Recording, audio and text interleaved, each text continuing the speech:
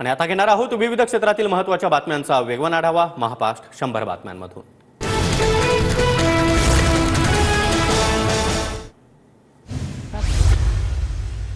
नरेंद्र मोदी आज तिसऱ्यांदा देशाच्या पंतप्रधान पदाची शपथ घेणार। राष्ट्रपती भवनामध्ये मोदींचा संध्याकाळी 7:15 वाजता शपथविधी सोहळा रंगणार। मोदी सरकारच्या मंत्रिमंडळामध्ये 18 खासदार मंत्रिपदाची शपथ घेणार। नितीन गडकरी, पीयूष गोयल आज शपथ घेण्याची शक्यता, तर शिंदे गटाकडून एक जण शपथ घेण्याची शक्यता।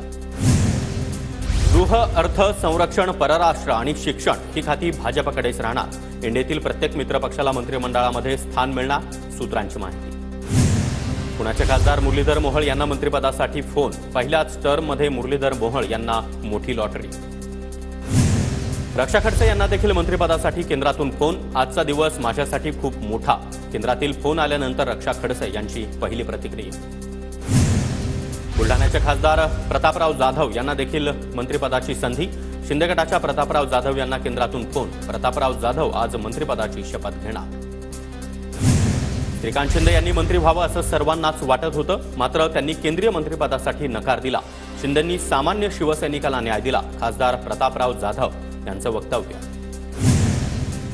शिंदे सर्वात आधी कार्यकर्त्यांचा विचार करतात, पक्षासाठी काम करायचं असल्यानं मंत्रिपद नको। प्रतापराव जाधव यांना केंद्रातून फोन आल्यावर श्रीकांत शिंदे यांची प्रतिक्रिया।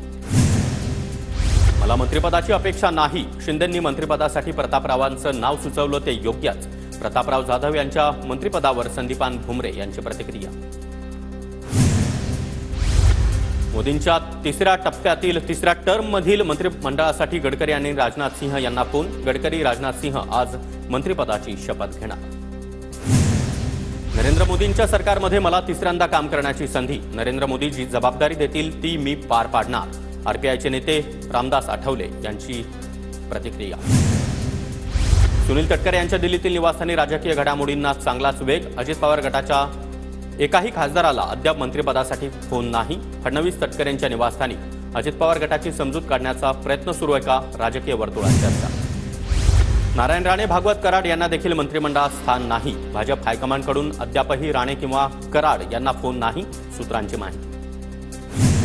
मोदींच्या शपथविधी सोहळ्याला एकनाथ खडसे उपस्थित राहणार। परिवारातील एक सदस्य केंद्रीय मंत्रिमंडळामध्ये जातोय याचा आनंद, खडसेंची प्रतिक्रिया। तेलुगू देसम पक्षाचे 2 खासदार आज मंत्रिपदाची शपथ घेणार। राममोहन नायडू आणि चंद्रशेखर पेमसानी यांचं नाव मंत्रिपदासाठी निश्चित। जेडीयूच्या लालन सिंह आणि रामनाथ ठाकूर यांना मंत्रिपद मिळणार। एनडीएच्या मंत्रिमंडळामध्ये जेडीयूला 2 मंत्रिपदं। लोक जनशक्ती पक्षाचे चिराग पासवान यांना देखील मंत्रिपदासाठी फोन। पंतप्रधान कार्यालयातून चिराग पासवान यांना फोन, तर बिहारच्या जितनराम मांझी यांना देखील मंत्रिपदासाठी केंद्रातून फोन। शपथविधी आधी नरेंद्र मोदी राजघाटावर नतमस्तक। नरेंद्र मोदी यांच्याकडून महात्मा गांधींना नमन।